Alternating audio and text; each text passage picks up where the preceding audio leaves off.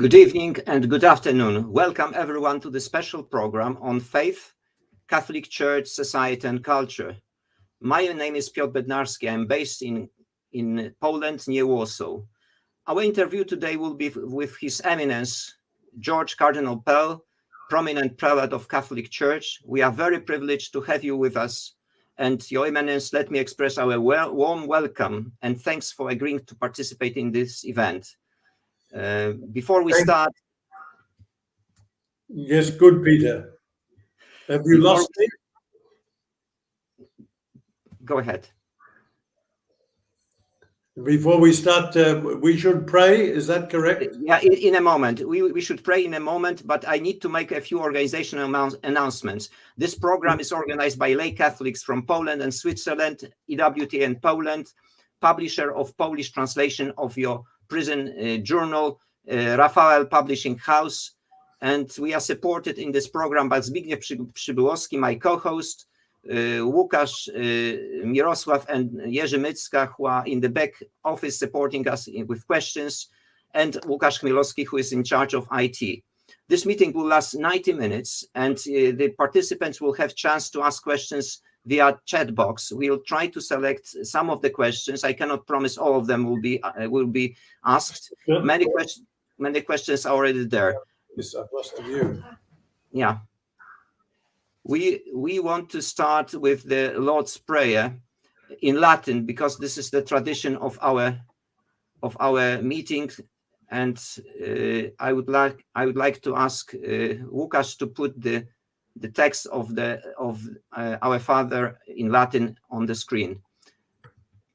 Pater noster, qui es in celis, sanctificetur nomen tuum, adveniat regnum tuum, fiat voluntas tua, sicut in cielo et in terra. Panem nostrum quotidianum da nobis hodie, et dimite nobis debita nostra, sicut et nos dimittimus debitoribus nostris, et non nos inducas in tentationem, sed libera nos a malo. Amen.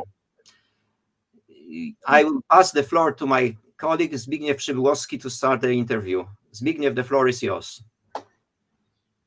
Your Eminence, let me start with some personal questions about yourself, so that our audience has a chance to know a little bit more about your biography.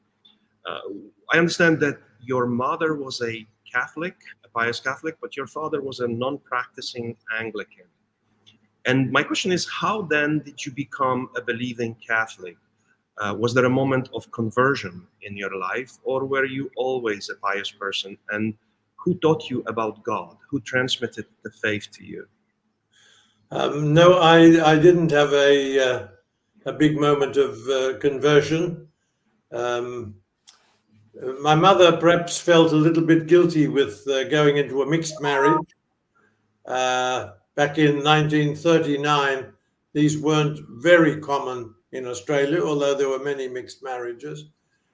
She was a woman of strong faith. Her family were strongly Catholic. She had a first cousin who was a Dominican priest. Nearly all of them went to Mass. And I received my faith from my mother, and my father was quite accepting of that. So there was, I grew up as a believer, going to Mass, and I'm very grateful for the faith I received from my mother's and her family. And also in those days, the faith was very much strengthened by the schools I went to. Mm-hmm. And you are a very open person and very eager to converse, to dialogue with various people, even the non-believers, people who are sort of immersed in the contemporary culture. What nourishes that eagerness and that openness and that optimism that we should convert others and that we can do it? Well, my father was a nominal Anglican, but he was basically tone deaf religiously. He wasn't a religious man at all.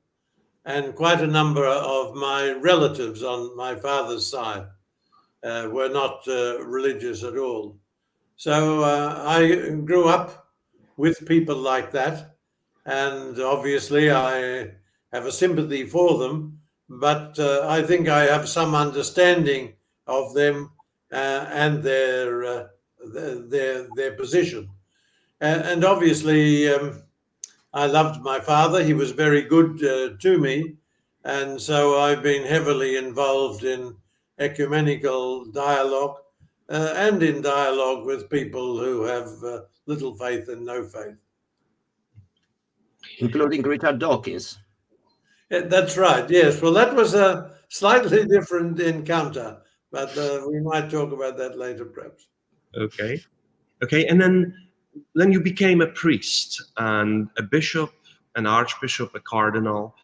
And I have a question regarding what is it required? What are the required qualities and gifts for each of these callings? Are they very different? What makes a good or a bad priest, bishop, cardinal? Well, basically, the answer is the same at all three levels. The first thing you need, of course, is a strong faith. And you need to nourish that by prayer. And you need to regularly serve the people. I always found in Australia that the people were very supportive of their priests, tolerant of our weaknesses, provided they felt we were there. We had their best interests at heart, and that we were working to help them. And in my part of Australia, the faith was planted by the Irish clergy, and they planted well. And they were, like all of us priests, imperfect, but Australia is still a pretty strong church, and we owe an immense debt to the, especially to the Irish people in my state of Victoria, who founded the church. I was particularly inspired by one. We had a great Catholic Archbishop in Melbourne, Daniel Mannix. He was very outspoken. He was in the tradition of Wyszynski and Baran and Minzenti and all these people. And the Irish Australian people were poor, less educated, and so he was also a great tribal leader, and through the Catholic education produced spectacular social mobility. And how is it that you became from a priest? How is it that you became a bishop and then an archbishop, a cardinal? What were the events? Well, they're very different questions. How I became a priest was because I felt that God was asking me to become a priest. I was not very generous as a young man. I didn't particularly want to become a priest at all, but I felt somehow I should become a priest. And I do think that God was calling. Now, when you become a bishop and a cardinal, well, that's these are miracles of providence. But it's quite different. Those, whether you are promoted, depends a lot on chance, who you come across, on how your work goes. But that's different from the decision to become a priest. So it seems like you have chosen the difficult path in your life, and you have continued that when you were working in the Vatican, reforming the economy and the finances. And No, I beg to differ. I never set out to follow any difficult path. I did set out to do my duty, and I am an old-fashioned fellow. I think that the concept of duty and responsibility is equally as important as rights. Sometimes you have to do your duty, even when you realize it might provoke some trouble. that come at some cost or some price. But one of the things I regularly say to people and to young people, cut price Christianity doesn't work very well, and no Christianity is cost-free. We have to use the scriptural imagery, we have to take up our cross. And if we do, God helps us. Yeah, and so even though you did not set out to undertake these difficult tasks, you still ended up performing them, and you were tasked with something that's quite difficult, that the reform of finances and the economy of Vatican. And you mentioned in one of the interviews that you should have fought harder to keep your external auditor, PwC, and the internal auditor when they were fired. Why is it so difficult to do this job of cleaning the economy and the finances in Vatican? And what did you specifically mean by that comment that you should have fought harder? Well, they are very good. They are very good questions. It wouldn't have made any difference if I had fought harder, but you wonder whether it might marginally have made a difference if you'd played your cards better, or perhaps whether you should have resigned. But on the balance, I don't think that would have helped at all. Now, why patterns of incompetence, patterns of cronyism, working with friends and a primitive methodology, these are exploited by clever and cunning criminals. We hope most of them outside the Vatican, but the Vatican has lost a lot of money over the last 40 years, at least 500 million. So that is a lot of money to lose through incompetence and corruption. So we've introduced the methodologies that is used everywhere in the first world. It is much more difficult to steal money from the Vatican now. My successor is an honest and capable man. I think certainly the bank, the IOR, has been cleaned up. I believe we have stopped the money laundering there. So it would be nice to be further ahead, but we have made some progress. And even this scandalous trial, which is occurring in the Vatican now, as Pope Francis said, the fact that these things have come to light is evidence of some level of better performance. What would be even better is if we prevent these scandals from occurring rather than discovering them after they've occurred. But the latter is also an achievement. Yes, and we are fortunate because we do not know what we have actually prevented, what might have occurred in the future. So this is a good job done there. Let me ask you a slightly different question. You are a vocal defender of the truth of the Magisterium of the Church, although sometimes it costs you harsh criticism from many sides. Why is it that you have the courage and the strength to do that when there are some prelates quite high up in the church that are silent? Why is there this silence? Well, people have different roles, different priorities. There are different national situations where in some situations it might not be prudent to be as outspoken as you might be in other situations. I was just talking today to somebody about the difference of the Catholic situation under JP2 in Poland and in China. St. John Paul II had massive public support in Poland, but the Catholic presence in China in 1.3 or 1.4 billion people is minuscule. They have very, very little political significance. So that is just a different context.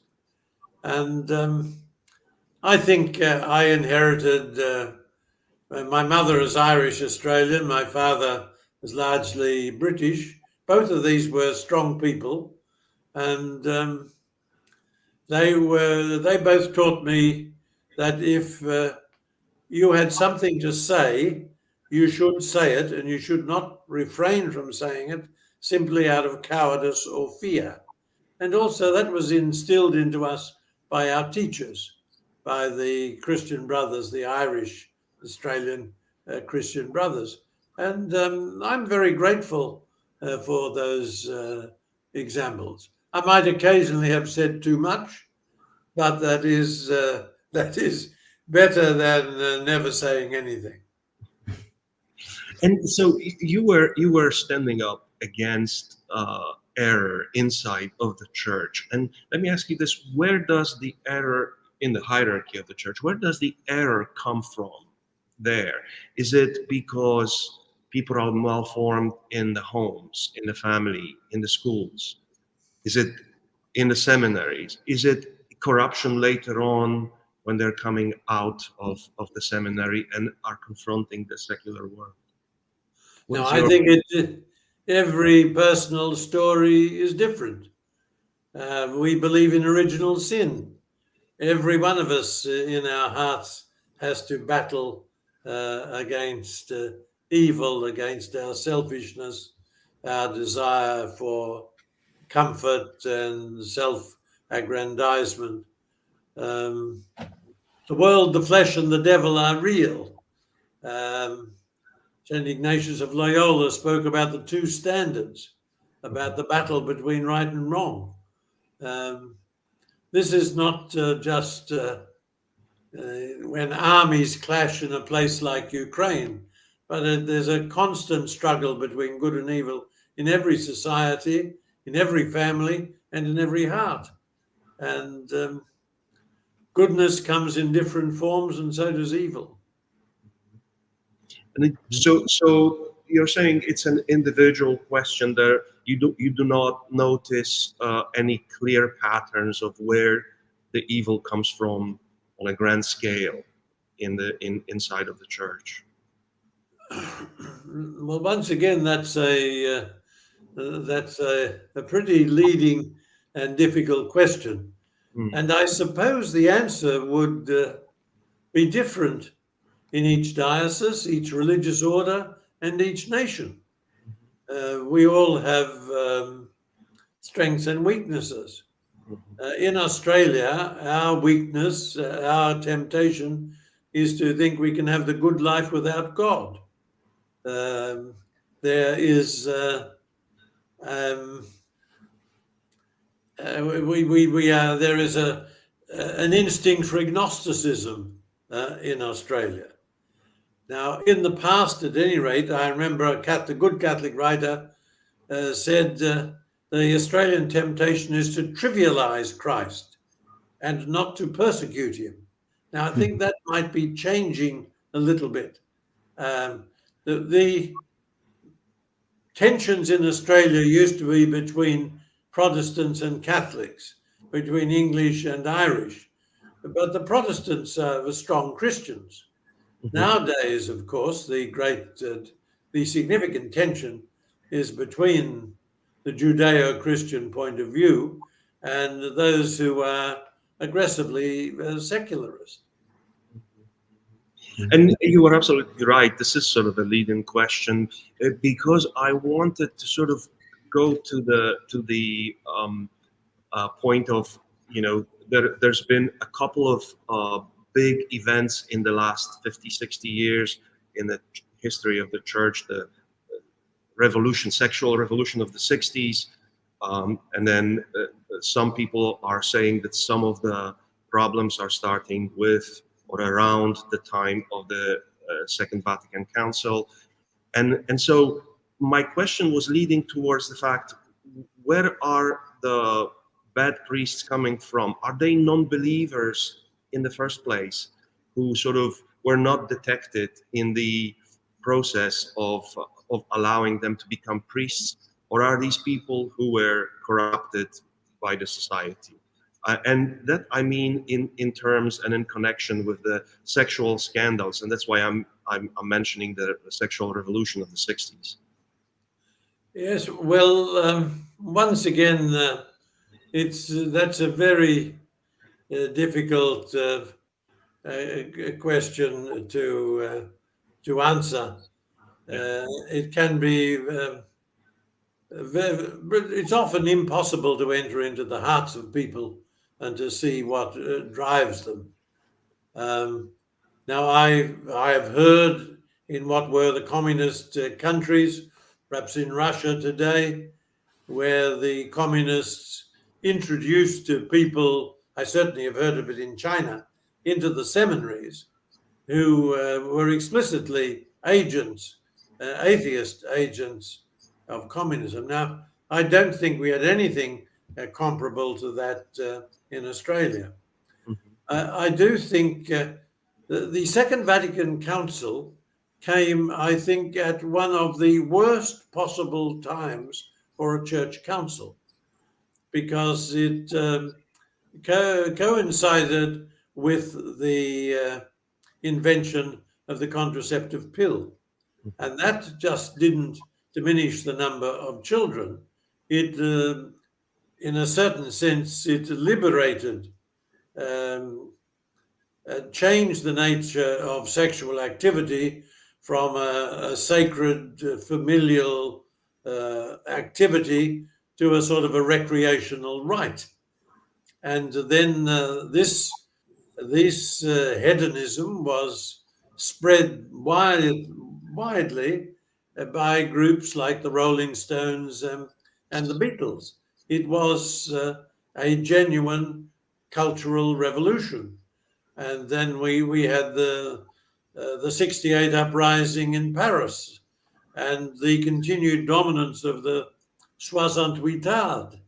And it now emerges in France that many of those, were open and explicit advocates for pedophilia, for pedophilial activity.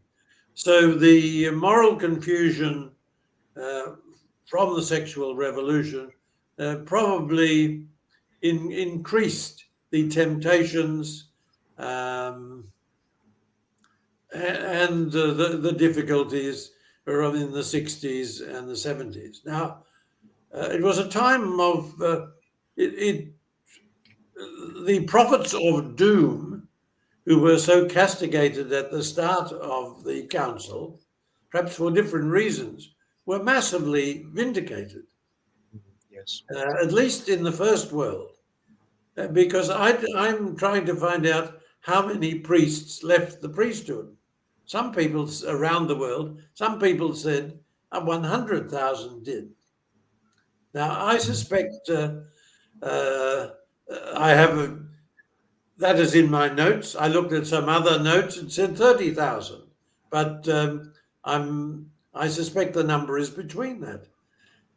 To some extent, providentially, the church behind the Iron Curtain was saved some of the worst confusion that followed the council in the Western world, simply because you had another great struggles to confront, and that was to just hang on to the faith in the face of so much anti-Catholic government pressure.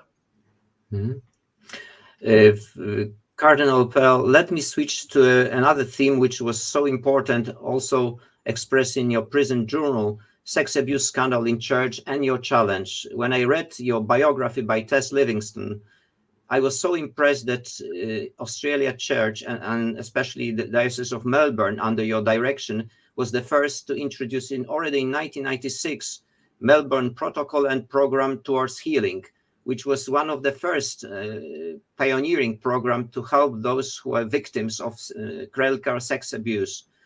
And it costs you a lot of time and pain and also effort. And could you tell us what was the root causes of sex abuse in church and in society, and why is it so difficult to stop it? What are the key lessons from Australia, and whether the sex abuse scandals are somewhat related to homosexuality of priests, which might be suggested by John Jay report issued in US?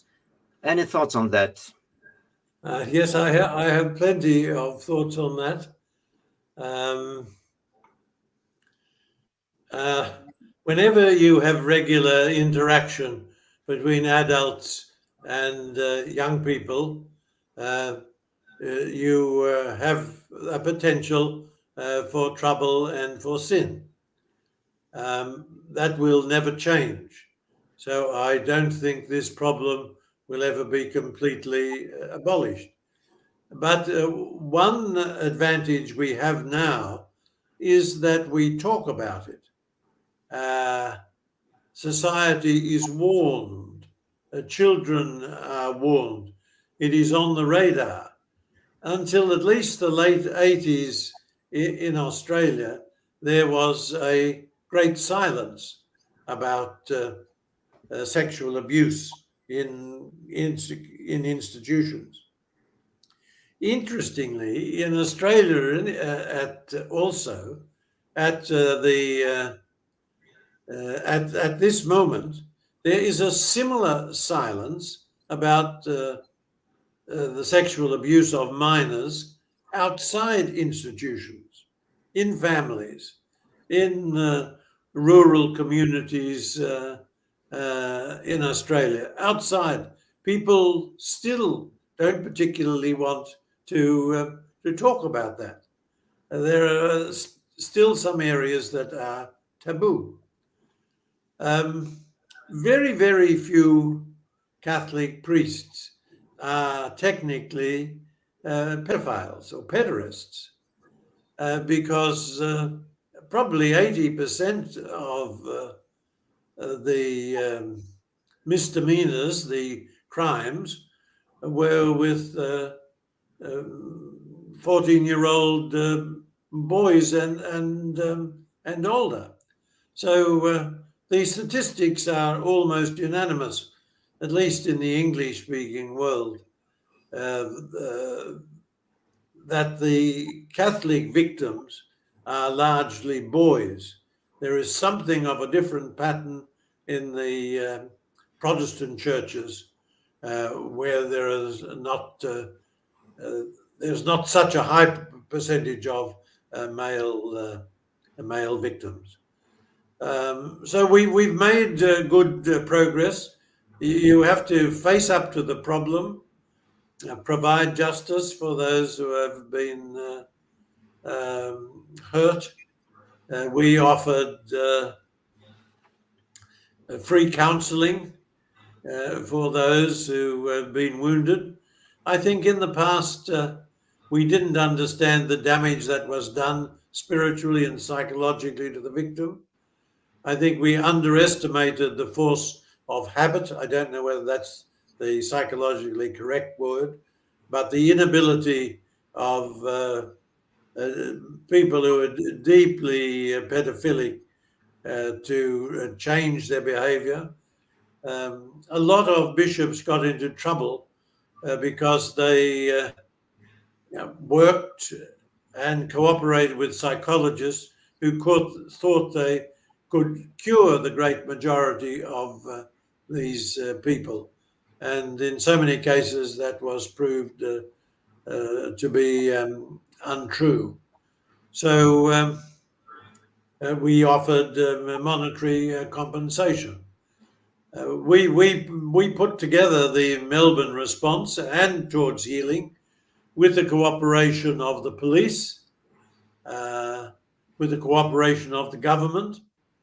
And although we were criticized later by a later generation of police, I was Archbishop of Melbourne for 5 years. And when I left Melbourne in 2001, quite a number of people in public life said to me privately, well, one thing you did well when you were in Melbourne was to start the Melbourne response and to confront this problem. I think in our 5 years in Melbourne, we helped something like 300 people. Now, the figure might be approximate, but a lot of good work was done, was imperfect, but it was often not sufficiently recognized later. Mm-hmm. Looking at the global church, what should be done better, what should be continued, and what should be discontinued in the approach to clerical sex abuse? Any general guidance for the church stemming from your own experience? Would you add to what you said already? Well, I can't add a great deal, but I do know the situation is enormously different in different countries. In some countries, still, it is very difficult for victims to be believed. The pendulum has swung too far in our country now, and so people are often judged to be guilty simply because they are accused. And I think the statistics they have shown this, both certainly in England, very famous case involving senior political figures, was shown to be a complete lie. There are a significant number of false accusations, and this is not entirely surprising.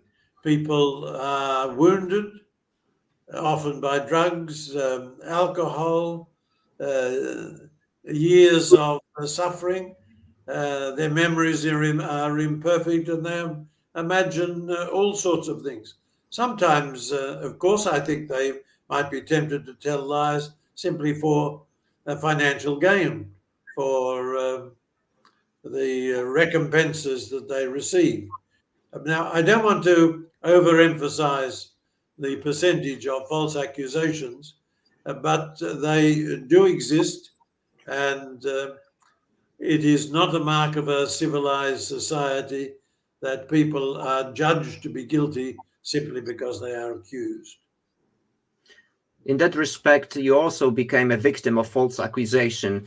And let me ask you directly, do you think that this accusation, which came twice, because once in Melbourne you were accused of cover-up of the pedophile priest, and then yourself, as you were accused of committing sex abuse acts, do you think that this kind of false accusations are somewhat related to looking for scapegoat, or more perhaps related to your bold teaching and defense of Catholic morals, and your being outspoken on a number of social ethical issues which got nervous some part of the political spectrum in Australia?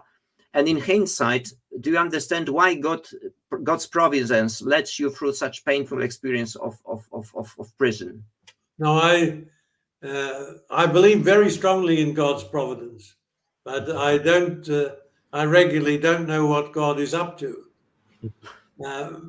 But if I hadn't been in jail and been falsely accused and written my prison journal, I would never be on the television tonight speaking to you people. And one of my consolations is that a number of people, many people from different parts of the world, have told me they have been helped by my prison journals. And another thing that embarrasses me, makes me feel very humble, is I've been in quite a few countries in the world since, and so many people come up to me and tell me that they were praying for me. I met 3 Polish priests today. a little while ago, I was a person from Slovakia came up to me and said they'd been praying for me. People in Vietnam, not to mention then, of course, the whole Anglophone world. I received 4,000 letters from many of them from very out of the way places from an Australian point of view. So God brings good things out of suffering. And I think one of the great advantages of the Christian way of life, the Christian teaching, is to tell people that our suffering can be redemptive. If you don't believe in God, if you don't believe that Jesus Christ saved us by his death and resurrection, then suffering has no meaning. It's just a brute fact. It might warn you that you're sick, but beyond that, in many cases, it has no possible redemptive value at all outside of God. So I think everybody has a measure of suffering. We hope they don't have too much suffering. But I think we Christians have an enormous advantage because we can explain to the young people, yes, once in a while you might suffer. We hope you won't suffer too much. But when you suffer, you can offer up your suffering united to Christ's and ask him to use it for some good purpose. And we believe that that can be done. That's a great consolation. Your Eminence, the Lord is moving in mysterious ways, and he has elevated you to a very high position in the church and in today's world, only to put you to this trial. And you spent 404 days in prison. In an interview, you said that you were kept in balance by regular prayer, reading your books, physical exercise, good sleep, and so on and so on. And I'm thinking that, being so high in the world and being put to such a tremendous trial, you must have some reflections on this. And in hindsight, what are the most difficult moments and what are the most edifying moments of that time? Perhaps the most edifying moments were the loyalty of my family and my friends and the people who prayed for me and publicly supported me. Quite a number of people in Australia have consistently and publicly supported me and have paid a price for it. I think of one Jesuit priest whom I had disagreed with on theological matters, but perhaps I still would. But he comes from a high legal family. He's got a very good understanding of the law, and he was quite outraged. But, for example, one magazine he had written for a Catholic magazine for many years, because of his support for me, I think the other writers in the magazine said that if he continues, they would stop. So people have told me they have lost friends because they defended me. That all those things are beautiful and remind one of the strength of the Catholic faith and how grateful we must be for our faith and our friends and for their courage. What was the most difficult thing? The suffering of my family, the suffering of my friends, the damage that my conviction did to the reputation of the church. And then there were personal indignities, not many, in jail. For example, I always found the strip searches to be, they're designed to be humiliating as well as to maintain discipline. in the jail. But I've got no complaints. Basically, I mean, the warders differed one from the other. Some were more or less sympathetic, but by and large, I was well treated. And my criminal friends in jail told me that the jails in my state of Victoria were the best jails in Australia. So that's a tribute to the state, that they are. It's not to the Hotel Hilton, but I think one of the ways you can judge a society is to see not only how it treats its poorest people, but how it treats its prisoners. It sounds really precious when you say my criminal friends. Yeah. Let me just maybe ask one additional question on that subject, because when you were alone in prison, separated from the world, from your loved ones, without contact with your lawyers for some time because of your influenza, you were left in the darkness by yourself.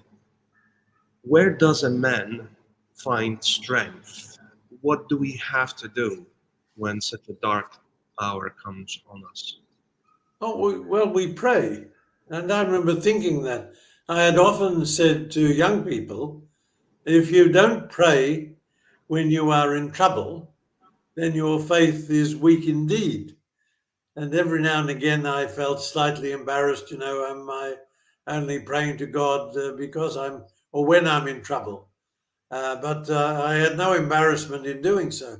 And so undoubtedly the greatest source of strength for me in prison came from my faith.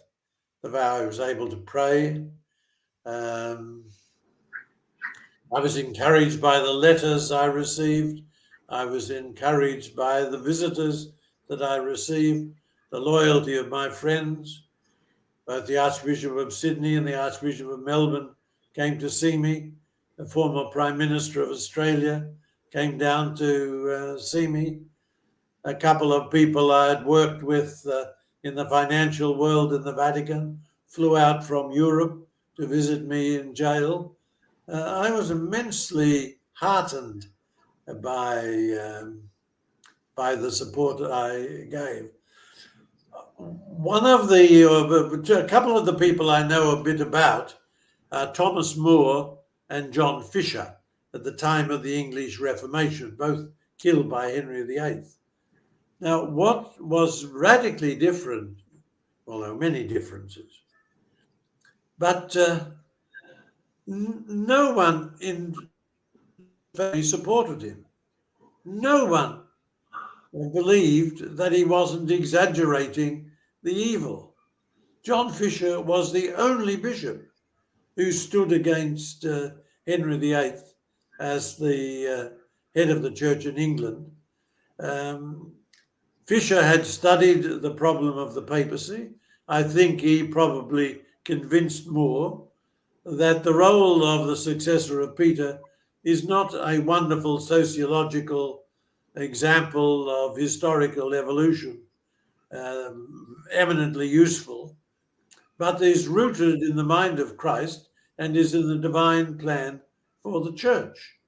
That's why they both stood firm. But they were alone. Now, I wasn't alone. Psychologically, spiritually, morally, and that was a great help and consolation to me. Just one question that came to my mind right now. You were receiving many letters from Catholics, pious people who were advising to offer your suffering to the Lord. And in your memoir, you are writing about it with great humility. And I always feel in such situations that it's a dangerous thing to propose to the person who is suffering, who's going through that suffering, such practices, because people who are outside don't know what it is. Was it something difficult for you, or was it a natural thing to listen to this these advices, because you displayed a tremendous humility describing these letters. Oh, well, I don't know whether humility is the right word. Realism, perhaps. Well, I mean, if you take the teachings of Christ seriously, certain things follow. And Christ teaches us to forgive. And I often quote, I remember a marriage encounter, and one married woman, mother and wife, said, you know, when she was furious with her husband, she would decide to forgive him. Just make the decision, and then generally the feelings would follow. And I think I like to tell the story of Lord and Lady Longford. They were converts, I think Irish, but lived in England, and just well-known Catholics. And someone asked Lady Longford, she said, "You've been married for many years to your husband. Did you ever think of divorce?" She said, "Never, but I often thought of killing him."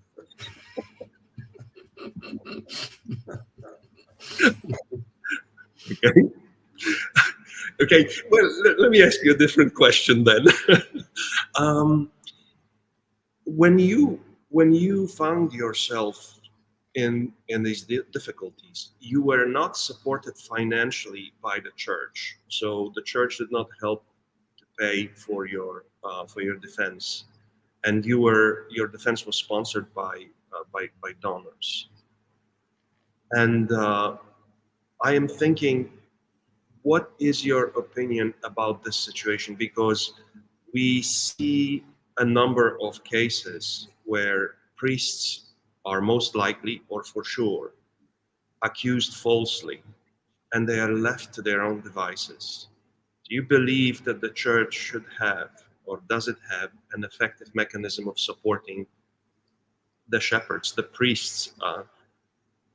Now, it's an important question.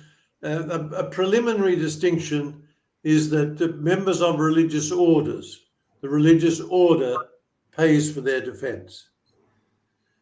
For those of us who are diocesan priests, we don't have a vow of poverty, so we have to find their own money. But such a person should never be left alone. They should certainly be supported. And as a bishop, I tried to do that. We've got to tread a very delicate line. We must not appear to be only supporting the persons who are accused. We've got to provide support to the complainants, many of whom will be victims.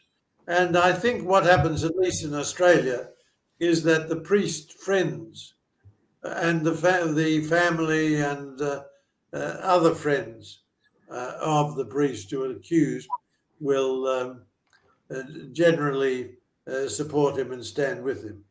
And also many priests in Australia, it's a prosperous society, do have some amount of money themselves, as I did, and which I committed to the defence.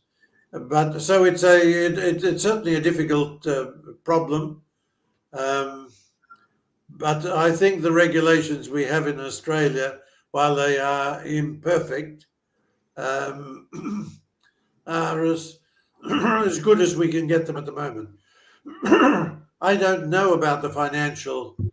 I mean, in a society where the priests in the parishes have got very, very little money at all, obviously they have much less capacity to defend themselves. They shouldn't be left alone, and everybody has a right to due process in the law, and we believe strongly that a person is innocent until they are found guilty. And that brings us to the next question, which is your trial has, in your appeals process, has proven that you were tried by biased courts. that due process was not upheld. The question that comes to our mind is what has happened in Australia, which is part of the Anglosphere, where we, thought and believed that the legal system is effective and is protecting the innocent. What happened there that such a case is possible, that one of the most prominent sons of the nation is being treated in such an unfair way, thrown to jail based on accusations which are not supported by evidence? How did it come to this situation? Well, a preliminary point, in a technical sense, there was due process. It was just that the jury, the first jury could not come to a decision. The second jury met for 5 days, and obviously those who thought that I was not guilty finally collapsed. What was more remarkable was that the two most senior judges in the state of Victoria upheld the decision of the jury. Now, that was a remarkable decision. One of the interesting things about my situation is the number of people without any religious faith at all who publicly supported me. Australia is a wonderful country, but often not too much happens there, apart from the Test cricket against England and India and Pakistan and the rugby and things like that. And one of the more interesting elements in Australian society is the Catholic Church. And there is a significant tension between the old social conservatives and the new wave, which I think is producing chaos. So the pornographers, the people who are militantly homosexuals, the LGBT people, they are often very, very strongly opposed to Catholics and Christians, especially social conservatives. So, and also we had a government committee of inquiry. We had terrible scandals in the pedophilia, and also we had other scandals. In some cases, the bishops dealt with it very, very badly indeed. Now, public opinion was genuinely outraged by that, and that was exploited by the enemies of the church. So there was a massive feeling against the church. And after I was found guilty, my friends told me that in the court afterwards, quite a number of people said, yes, he mightn't be guilty, but it's a good thing that somebody in the church was punished, because the church deserved to suffer, so that there was an element in which I was the scapegoat. Is there still an order of the law in Australia when an innocent person, an individual, is punished for perceived errors of a group of people? Is the country now run by anti-Christian, anti-Catholic ideologues? No. I think probably the state of Victoria, the tensions between the secularists and the social conservatives are possibly stronger there. No, but the rule of law generally in Australia still remains strong. In every system of law, mistakes are made, and they are, I don't believe they are made systematically and regularly. In one of the areas, though, where that might be occurring is in Australia, because the law has been changed to protect those who complain of pedophilia. So, for example, let me give you one example. The defensive, my defense, was not able to access the medical records of my accuser to see whether he'd had psychological troubles or troubles with drugs, which in fact he had. And the jury were not even, you could not tell the jury that we had asked for that information and that we were forbidden from obtaining it. Now, these are small details in the legislation, and I think eventually the pendulum will swing back a bit. But no, the entire Australian judicial system should not be condemned. And I would remind you that the High Court, the highest court in the land, ruled 7-0 in my favour. I remember the young reporter announcing it, and first of all, he couldn't believe that I'd been found innocent, declared not guilty by the court. And then he nearly fell over when the word came through that the judges had voted 7-0. A lot of people were quite happy to believe the worst of the Catholic Church.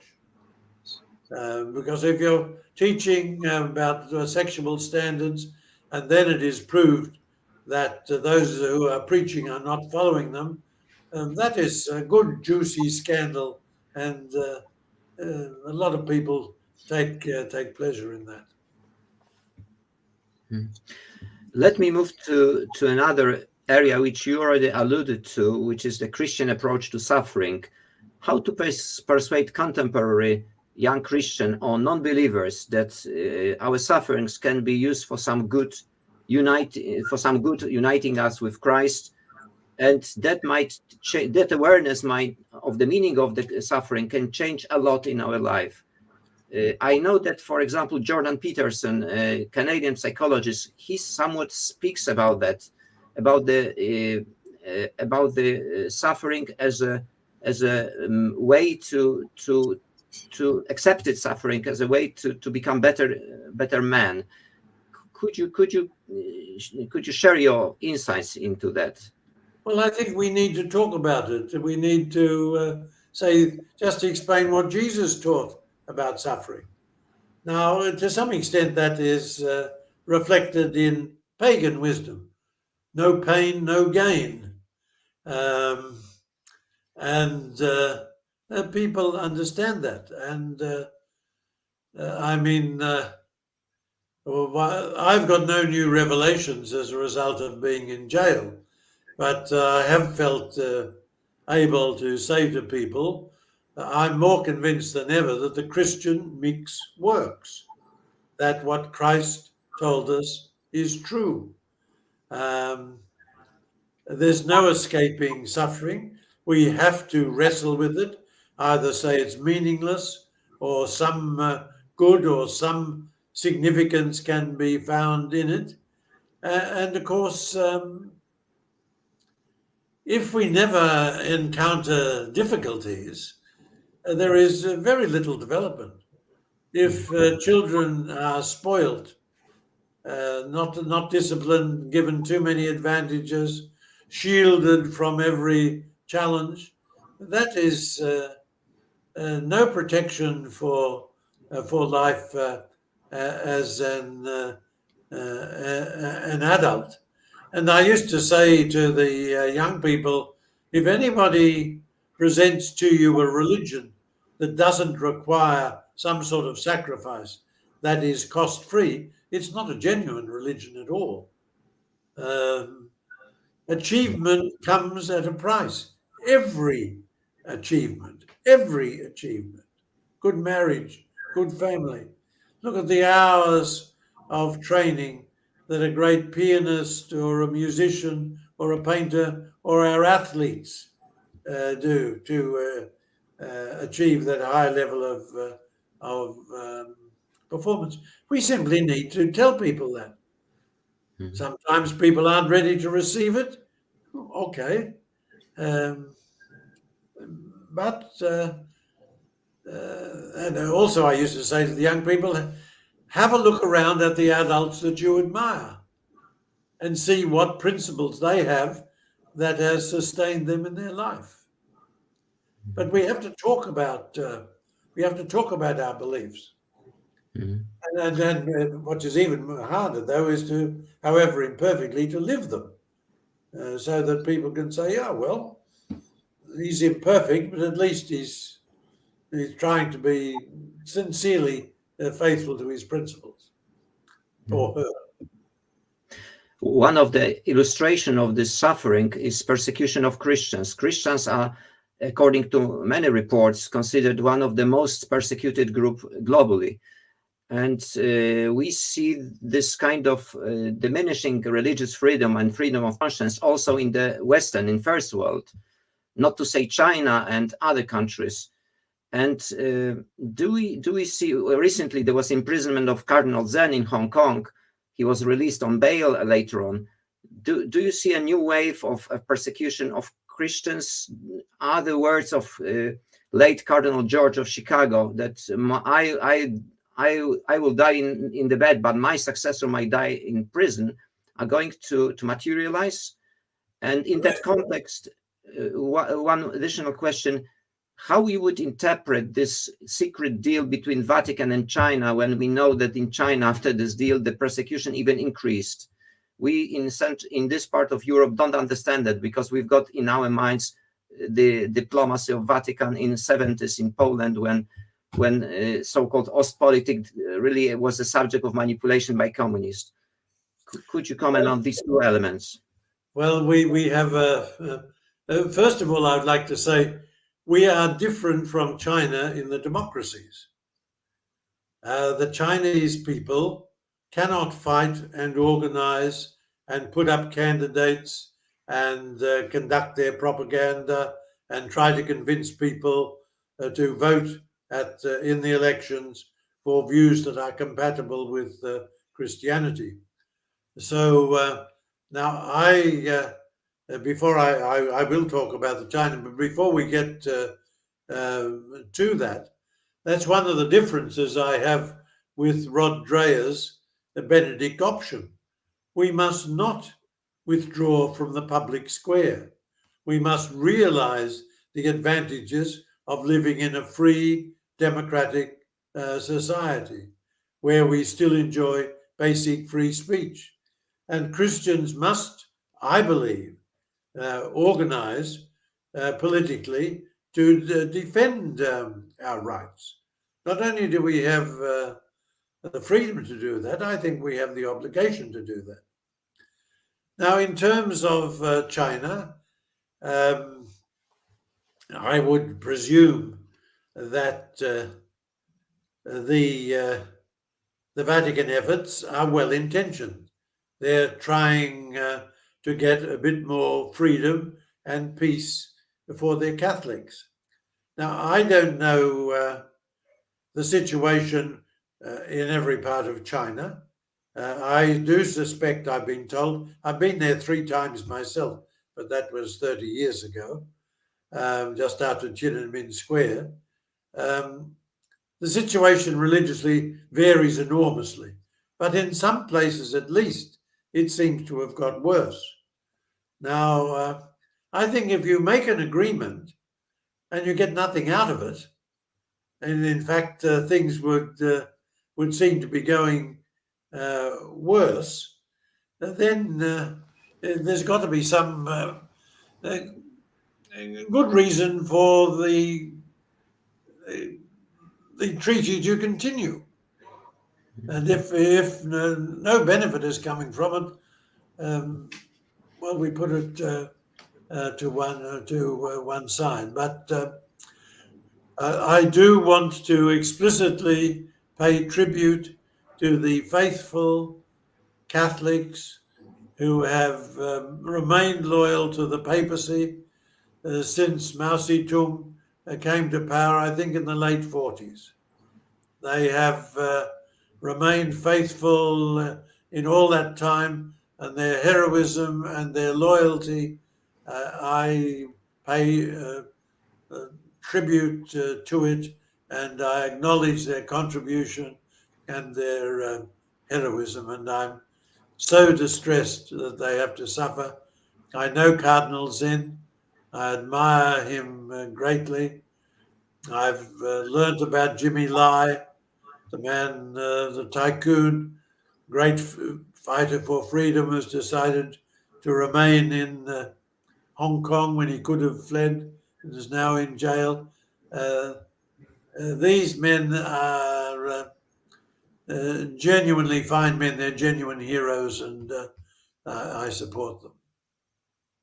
Yeah, I mean, in that area also we see persecution from outside. But you mentioned once that the true danger for the church is when she will be transformed by secular hedonistic culture and departs from apostolic tradition.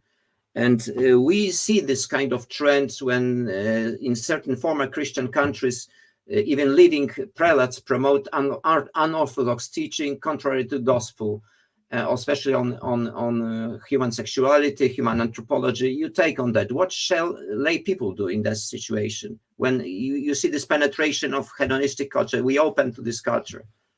Well, I think very charitably, very quietly, the people should tell those prelates, I don't agree. What you are saying is contrary to the teaching of the New Testament. It's contrary to the teaching, explicit teaching of St. Paul. It is contrary to what Christ believed and taught, because Paul would never have taught anything that he thought Christ did not teach. There's an almost unanimous tradition over 2,000 years on the matter of on the basic issues of Christian sexual morality. So I think people should politely, charitably tell these bishops they are praying for them, and point out we are not masters of the apostolic tradition. No one, the Pope down to the youngest Catholic, no one has a right to change, diminish the apostolic tradition. We can study it, try to penetrate more deeply. There is development within the tradition, but we are the servants and the defenders of the apostolic tradition, and the unity of the universal church must be built around that apostolic tradition. And also, we can't take the unity of the Catholic Church for granted. It is a marvelous, wonderful achievement. It's precious. We've only got to look at the Anglican communion around the world, the different national orthodox churches, to see the alternatives. And the Catholic unity is not a loose federalism where some national churches can deny elements of the apostolic tradition and just be left in peace. That's not the Catholic tradition. What's your reading of the current trend in the West, abandoning the objective truth in politics, in academia, especially in education, dictatorship of relativism? Do you think that the next phase of this trend in the society, some of them, some of the analysts call them neo-Marxism or some kind of new form of communism? Do you think that we might end up with imprisonments of people who because of the conscience or because of the beliefs might be challenged at the workplace, might be put to jail because of hate speech? Do you see any kind of developments in these trends? We see that in the West. And the second question, many of priests and nuns are today confronted both in real terms and in social media with hatred. What can we advise them? How they should face this kind of wave of hate? Well, I don't think we should exaggerate it. is not all gloom. There are a lot of good Catholics, good Christians, and often good secular people who are devoted to the defense of human rights and to free speech. Once again, the situation is different in different countries. We don't know what will, the way things will turn out. A lot of it will depend on how effective we are politically in defending our religious freedom.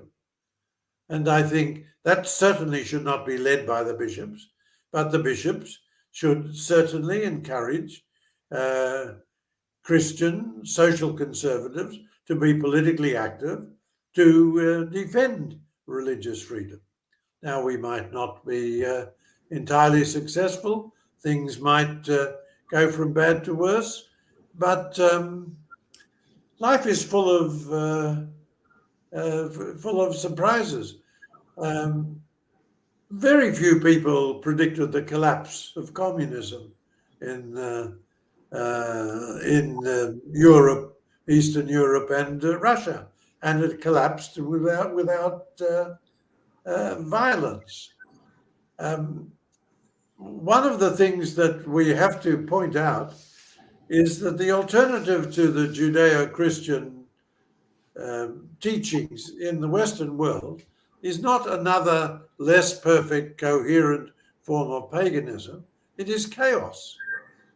The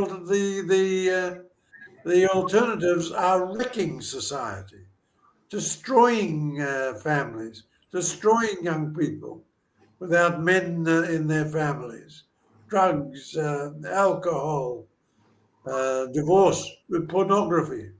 Significant numbers of young adults, because of pornography, no longer interested in actual physical sexual activity. This is going to be a great problem, not just for church people. And when people, Christianity spread in the pagan Roman Empire, which was much worse than ours, much more unequal, much more violent, much more anarchic in a sexual sense. Christianity spread precisely because people saw the advantages of Christian living that Christianity brought, and especially the liberation of women. And monogamy is probably still the best, one of the best defenses for the dignity of women. St. Augustine said, I think it was something like, God invented marriage so that men would be interested in their children. And I think I probably slightly misquoted him there, but that was the general direction. So all is not gloom. We've got enormous strengths, and we have to struggle and be aware of our strengths and tell the young people of the advantages, human advantages, as well as the promise of life after death from following Christ. Eminence, as we observe the unfolding of the Germinal Synodal way, which is departing from the fundamental teaching of the Church, we learn that you are a supporter of the Fraternal Open Letter of Correction sent by over 80 bishops to Germany. Why do we not see the admonishment of the Holy See of these actions? Well, I think there are well over 100 bishops who have signed this particular letter. And then there is, of course, the position of the Polish bishops and the Scandinavian, the Nordic bishops. So there is a very significant opposition to it. And I think I think the Holy Father will speak. It will be one of the things that will have to be done. And I think we need to say, oh, Holy Father, you will have our support when you do exercise a right and proper discipline, and say that this explicit this rejection of Christian sexual teaching is not appropriate, is quite wrong. It's a new development, because previously people would nod and insinuate and go very close to infringing on what was the doctrine, and people who were hostile would think they knew what was being meant. But these are very explicit, they are inexperienced heretics. They have, to explicitly deny the basics of Christian sexual teaching, to ignore the fact that this is divinely revealed, that it's part of the apostolic tradition, to deny it because it is thought to be against some contemporary understandings. This is, I think, very counterproductive, and it will add to human suffering, and it will not slow down the exodus from the church. It will increase it.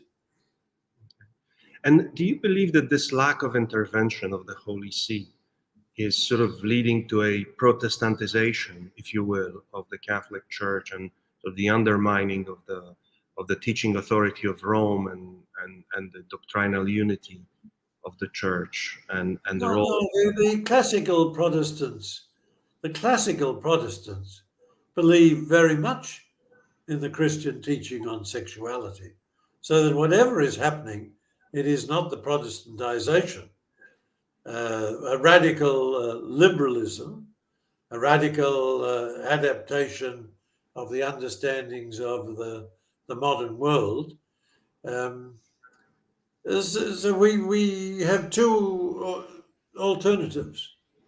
The church is in decline in many parts of the Western world. Lower levels of practice, people leaving. Now, some people say, well, we will stop them leaving if we become more pagan. But in fact, the evidence is already in. We see very clearly that this empties the church faster than ever. The liberal Protestant churches, in many cases, have almost disappeared. Liberal Catholicism in Belgium and Holland is a shadow of what it was. So it is in Quebec, and so it will be in Germany if people follow this neo-paganism in the vain hope of reducing the exodus from the church.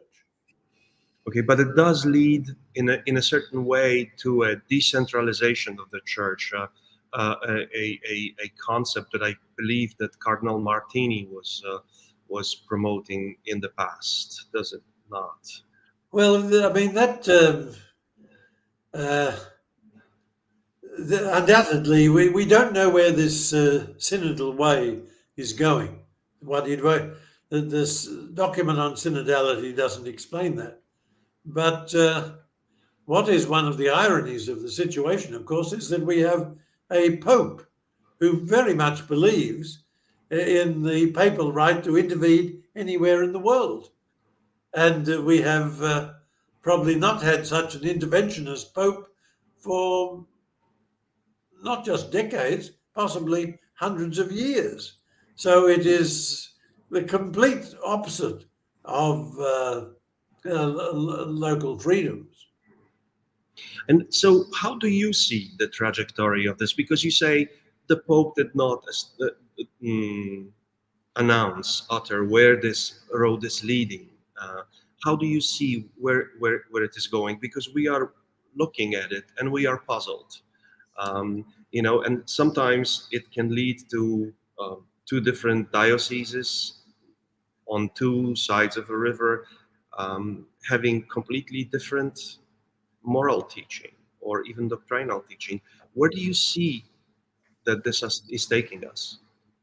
Well, I mean, History is full of differences amongst Christians and Catholics. But the Catholic Church, the unity is built on the figure of Christ, and the successor of Peter is the guarantor of the doctrinal unity around the apostolic tradition, which is expressed in the creeds and the councils. We are not united by agreeing to disagree on fundamental central points.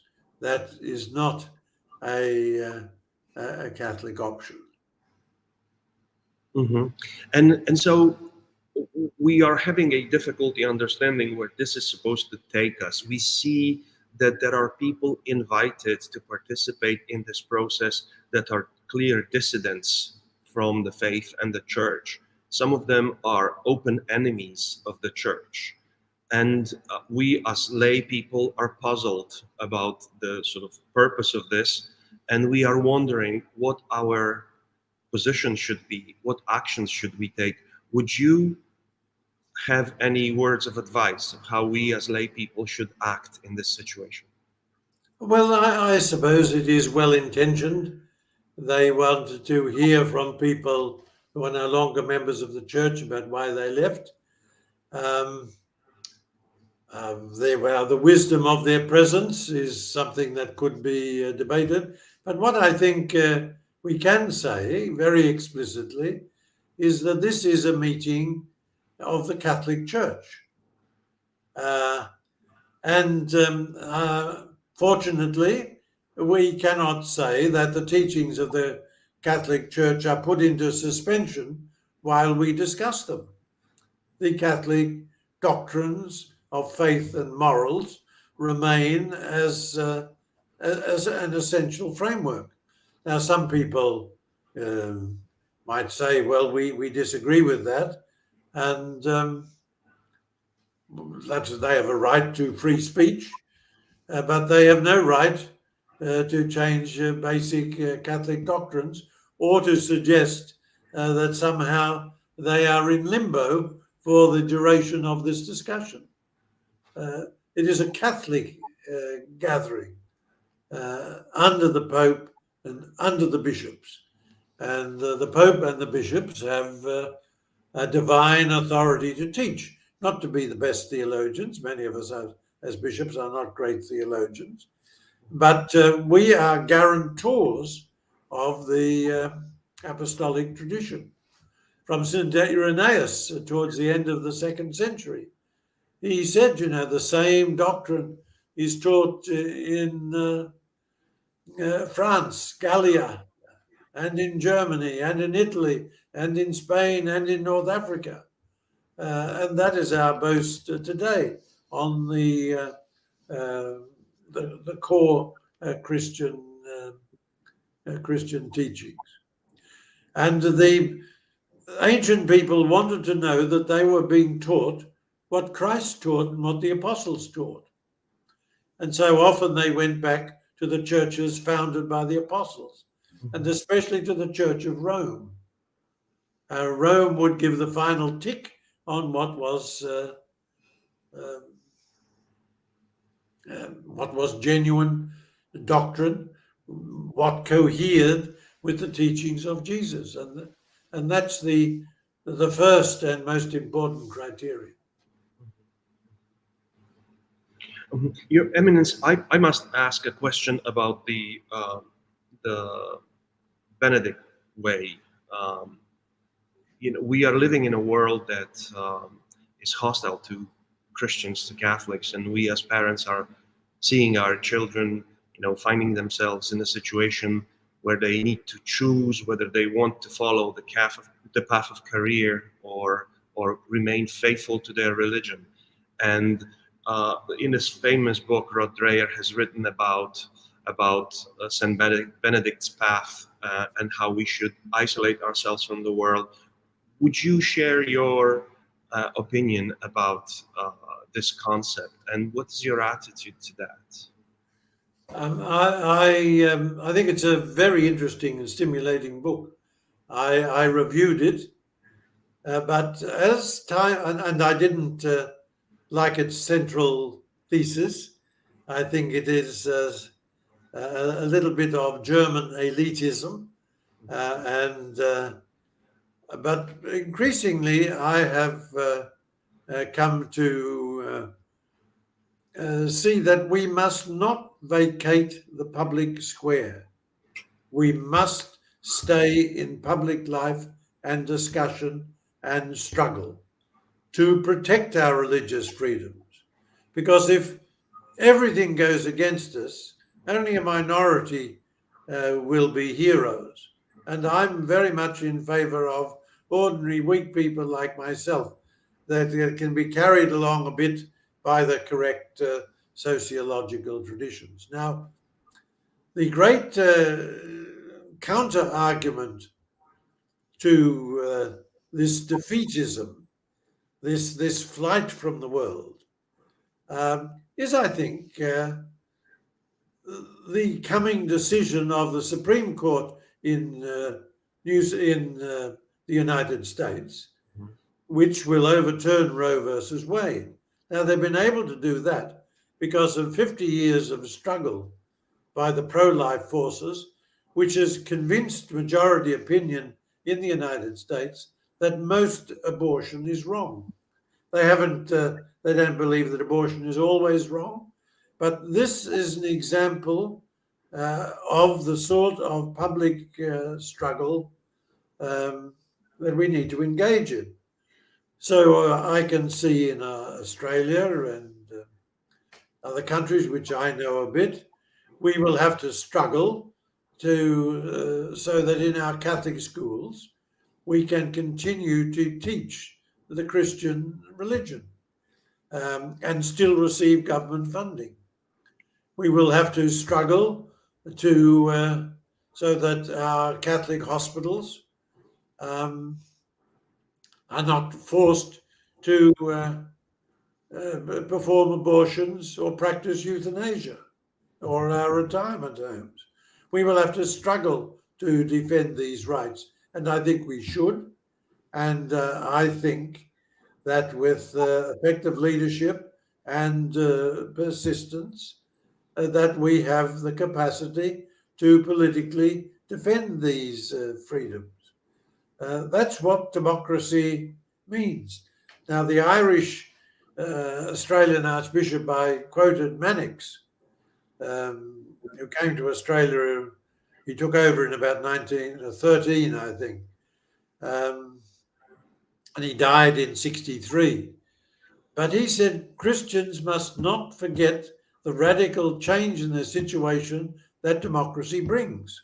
It brings us the possibility of action to defend our beliefs, which you don't have in times of dictatorship. You don't have in a place like China. Now, our freedoms might be radically curtailed, but we should certainly struggle to retain those freedoms.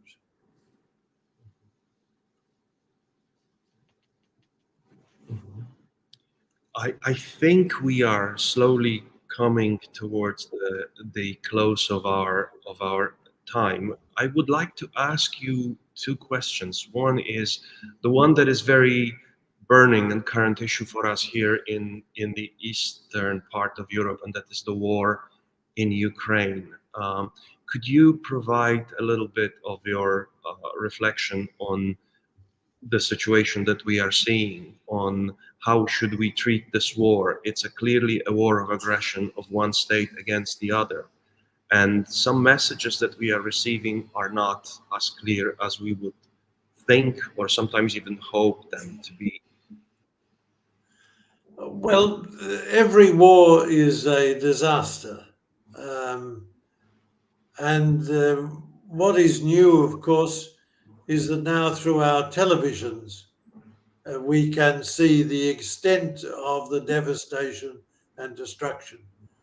I mean, it's the most obscene rhetoric to suggest that the country has been liberated from the Nazis when the residential areas of the people who you are supposedly liberating are being systematically destroyed. I believe I have examined the position of Christian pacifism. I understand it, but that is not my position. I believe in a just war. I think it's very difficult to wage war justly, but in this case, we have a classic example of aggression. And so my heart goes out to all the victims in the Ukraine, to the many people, to the millions. I think you've got 3 million refugees in Poland. And I think the Polish community and the Polish church has done marvelous work, I believe, with these refugees, and that will be to your everlasting credit. And I'd like to express a personal word of sympathy and support to the Greek Catholics, to all the Catholics in Ukraine. I wrote to Archbishop Shevchuk in the early days just to give him my support and promise that my poor prayers and support for him and his people. And I received a beautiful letter of thanks for him. So I think it was important for Putin to be stopped. I think he has been stopped because if it was just a pause, my fear was that he would catch his breath and then come again. It hasn't gone the way they had hoped, and I think that is good for freedom and democracy. And please God, the killing will not go on for too much longer. I am not in favor simply of a ceasefire. I am in favor of peace and justice, a ceasefire and justice. And we will just see where things finish up. Mm-hmm. And Your Eminence, may we ask for, well, first, I would like to thank you very cordially for the time that you have taken to speak to us and share your wisdom with us. And may we ask for some last words to our audience in Poland and in other countries where people are listening to us, but especially here in Poland, in the time of uncertainty associated with the war and with the dangers that are brought with that, but also considering the fact that we as a country, and not only us, but also Hungary, for instance, are under increasing pressure to secularize, to introduce sexual revolution, to obey to the guidance that we receive in Brussels. So for these difficult times of uncertainty and coming spiritual struggle, we ask you for some final words. Well, I mean, I was tempted to say stick to your guns, but that's not an appropriate metaphor for Christians. But I would make one preliminary point. I think it is very important to try to dialogue even with those who are bitterly opposed to us. If the divisions in society in a democracy become so bitter, so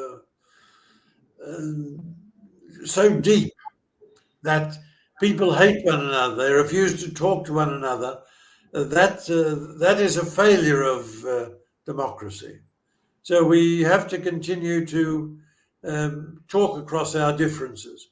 That means that we believe in truth. In the English-speaking world, we've got these woke people who don't believe in truth. They believe in my truth, his truth, her truth, somebody else's truth. And so they have no reason to argue or to dialogue.